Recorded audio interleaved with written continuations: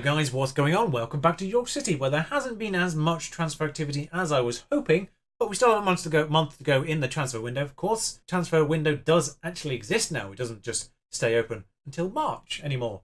We do have a deadline now of the end of August, of course. So, one major out so far, £180,000 Watford paid for our backup goalkeeper, Kento Inami. Probably means he was better than I thought he was, and probably should have been playing him instead of Smith. But at the point where I sold him, he was still regarded as half a star worse than Smith, so figured it's free money at this point because his replacement was already on the scouting list, which made that decision a lot easier to say, yeah, go on ahead. Probably could have got a little bit more for him. I did bump up the request from Watford, their initial request, and they immediately accepted that negotiation, so I probably could have got a little bit more for him, but 180,000 is not to be sniffed at for a club at this level. His replacement, though, James Trafford. A new backup one. He is technically better than Inami was, but mentally worse. That's the trade-off we have to deal with here. Also, the same star rating, and yeah, basically that's him there. He's fine, I guess. Released from Man City. He wasn't on the list when everyone got released, but he appeared on my scouting radar as someone who came to me. So, all worked out quite nicely. He's on £350 a week, which was less than what Inami was, so we're saving £250 per week there. It's not a huge saving. But he, released from Man City. Trafford is his surname. The joke makes itself really there. Pretty obvious why they decided to let him go. Smallwood, though, is the major income, and if you've been paying attention to Twitter, you probably would have been expecting this one, because I will have tweeted out his initial scouting report, and I'll probably put it on the screen right now just to point one thing out in particular. That's his wages. £1,200 per week he's here. He was scouted with demands of £14,000. Not entirely certain why I clicked through his initial page, because I was obviously expecting to immediately go, walk away. But, you just do these things in a vain hope that someone wants sensible wages, and he did actually want sensible wages. And that's because I realised he's been out of work for a year. He left Blackburn at the end of the previous season, and for some reason, he's now apparently been here for 2 years as a result. That might be a glitch on SI's part, but what the heck. He's 30 years old. We've lost a couple of 30-year-old players personally on the outbound list of free transfers. Probably should take you through those. Moke and McLaughlin are the only two worth noting. I guess they're the only two that have gone that were used, really, so they're out. But as a replacement, someone who can go into the first team, probably will go into the first team in that defensive ball-winning midfielder role. 18 aggression, 19 bravery, concentration is 12, determination is 15, leadership 16, teamwork is 17. These are the main points, because whilst we had slightly older players, they weren't necessarily leaders in the terms of having good mentals in that sense. So teamwork 17, work rate 17. McLaughlin wasn't too bad in fairness. He was the captain last year, even though he never started a game. Tackling 12, marking 11. It's good to have a player with great mentals and have a captain who can actually be on that pitch. Lopez is still second choice, by the way, because he is pretty much guaranteed to be the starter in that striking role. Lopez is actually on the top goal scorer betting list already. He's fourth. He's not first this time round, though. But the fact we have technically then regarded as the fourth best striker in the league, pretty good going. Smallwood, fantastic. And also importantly, in terms of that leadership qualities, Nicola Tavares comes in at central defence. He is apparently an upgrade on Romano. I haven't actually done the comparison yet, but apparently he's an upgrade on Romano, so he might actually be starting as well. Heading 13, marking 12, tackling 12, strength 12 as well. Pace is 12, acceleration is 12. So if he does make a mistake, he does have the pace to get back on it, because his jump reach is 11 and he is less than 6 feet tall.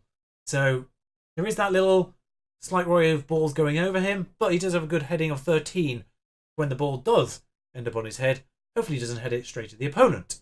Another good player, only 22 though, but he is capped at under 23 level for South Africa, and that's some quality that we maybe were lacking in those central defensive positions. And then the last one to talk about is Bernardo Rosa, who's come in on a free after West Ham released him.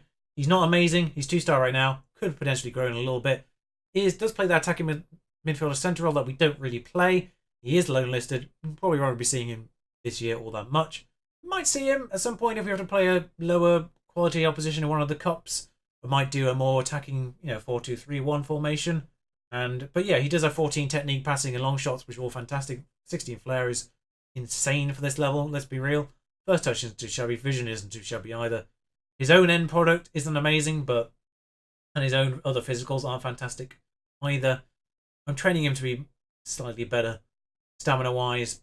Otherwise, £400 per week, it's basically a no-risk acquisition in case we ever want to play attacking midfielder centre, because our own prospect still is on about a similar level here, 1.5 star for Daniel Wright. So it's technically an upgrade in that position, but still not likely to be starting. Now, you saw the finances there, and that's probably partially because of this bit at the beginning, where Man United and Arsenal we entertained.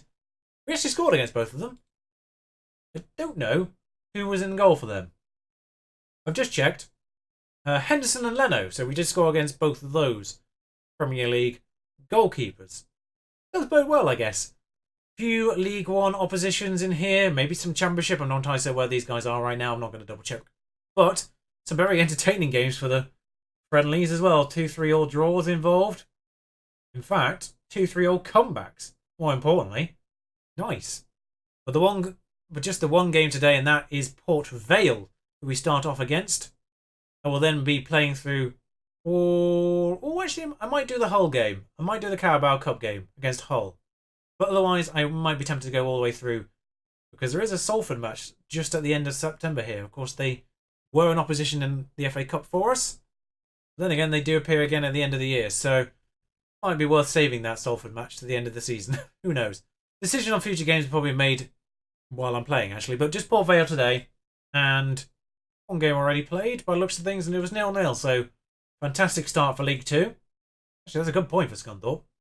So there is one notable thing to mention right now, and that is that Nissel was injured in the pre-season, which is why he's not featuring right now. And yeah, the formation will be as follows. Smith stays in goal. Boys stays at left back. Tavares comes in as centre back. Boom alongside him. Clark on that right hand side as last time. Smallwood, the only real face right now in the defensive midfielder role. Williams and Thor are going to have to deal with the midfield in that order, because Thor is a better Mazzala than he is attacking playmaker, and Williams is obviously better in that situations. And Bennett will be on the inside wing on the left hand side. Stanley on the right, and Lopez up front. Now, I could technically put Kempster as a normal winger on the left-hand side, but we'll stick with this because he should technically be better. And I'm going to persevere with Bennett for the time being. No one has come in from him, despite the fact Wigan wanted him.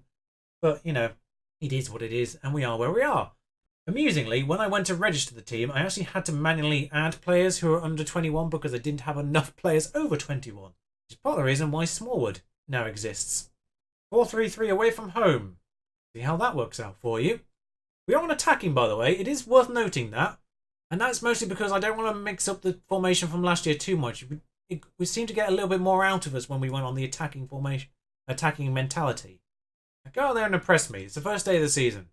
Now, I think, personally, from what I've noticed so far, what I feel like is a thing so far is, so the more defensive your normal formation is, the more attacking your mentality has to be to actually get better attacking play out of it. So, obviously, with a defensive midfielder, then being attacking does things like that.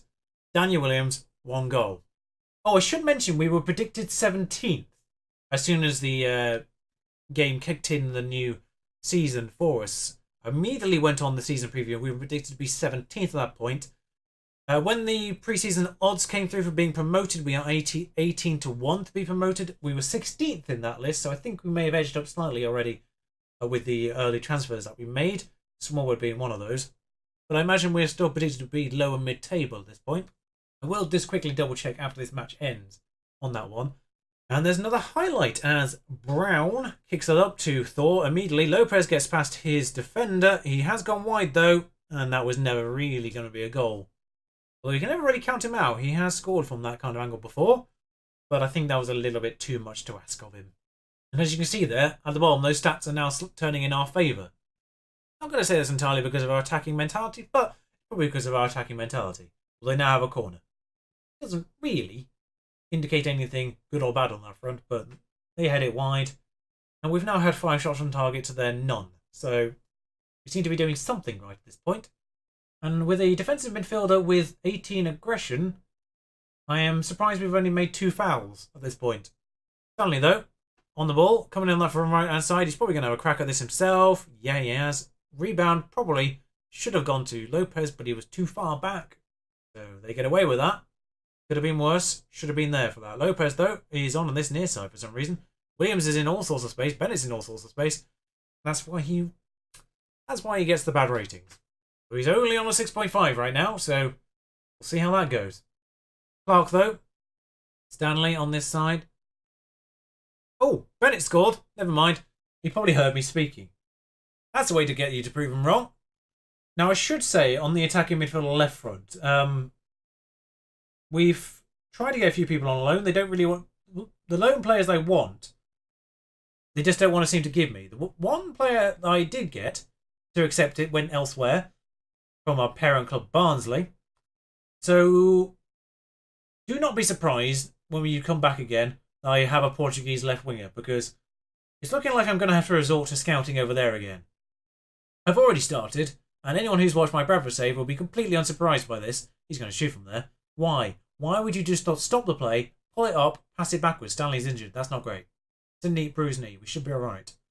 But still, not entirely sure what that end of half highlight was there, but alright. It is a proper injury, though, so I won't try to agitate it any further. I'll just bring Bennett over to the other side, and Kempster can come straight in on this left as a normal winger. And we'll do that. Okay, then. Let's say, keep it up. And then nothing else. Immediate highlight. This hopefully indicates they are, in fact, keeping it up. Kempster, though.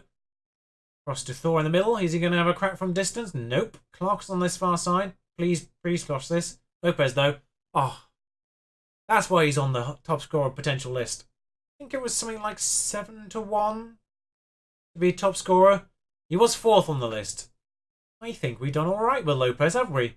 But yeah, Clark just, well, it's not the best defending from Port Vale. And they have, in fact, kept it up. Malden has taken his sweet time to take this throw in, and we are... That says York moves up to first position, but we're still in second on the table. I'm guessing Swindon scored again. Whoever they're playing. Oh, no. Oh, dear. Well, it's 1 week. We're not going to get ahead of ourselves, and I really don't want to get promoted again, actually, if I'm honest, because... Oh, well, they got one back, so that should really help us in that front. Although I suppose if we've scored 3, it doesn't matter if we're +2. Either way. Oh, dear. Well, they've got one back. 4-3, finally got them some attack. Hang on a second. Well, A, that's a wide-angle shot, which is annoying. We're going to see some form of offside lines. Yeah, he's obviously fine. Other player wasn't, if he had gone on a rebound. But, oh yes, that was their first shot on target. Of course it was. Oh, Boys has been booked. Lopez, though, charging into the box. We still got plenty of time to go 4th, let's be real. Bennett, though, recycles that back to Clark, who swoops that in for Kempster, who I suspect is offside. But he might not have been. We'll soon find out. He looked offside when he received it, but my eyes weren't really tracking the end point of this cross from Clark. He does look offside, but I do suspect it was one of these two players on the near side that was actually playing him on. Like the players that chased down Bennett. Yeah, it was. It was them. In terms of the players in the middle, they were doing their job. They were keeping him offside. We may just double check where Port Vale were predicted to be at the end of this, just to see what kind of statement this actually is from us. Although they're going to have a crack from distance, and that's 4-2. With their only 2 shots on target. Really don't want to have to sound like a broken record by the end of the season, but that annoying thing is continuing from last year. Very short, in fairness, but Smith maybe could have done better. But it looked like a pretty damn good shot. Brown, though, who's this up to our defender, who doesn't have to head it, so we should be alright. Boys, though, doesn't get past number 7. I go now on it. Conlon, we could probably come off attacking at this point. Completely forgot we were on it. Oh, we've had a shot that wasn't gone in. That wasn't English. Just preserve the lead at this point. We're not top anymore. Swindon have done something. 3-0 against Halifax, who were promoted with us. Not surprising. I think they are predicted to be second bottom. Of course, we have made one change already. But I think I'm just going to change Boys because he's not playing... Well, he's on a 6.7, whereas his counterpart's on an 8.3. And he's also booked. So we'll make that change. And then we'll just hold on to that third one for the rest of this game, I think. Well, they're playing with more caution now, despite being 4-2 down. I'm not entirely certain they understand the game of football. Now, in fairness, we are having more possession, obviously more shots. We are the more offensive team, but also I've taken my foot off the gas on the destruction side of things. So, aha, I bamboozled them. Ferguson's clean through, though. And hopefully he can get... No longer clean through. He wasn't super quick, but we've got 3 players in the box still. Bennett scored 2 and has proved his entire statistics from last year wrong. He certainly scored 2 goals out of like 105 shots last year. And he scored 2 already in 1 game.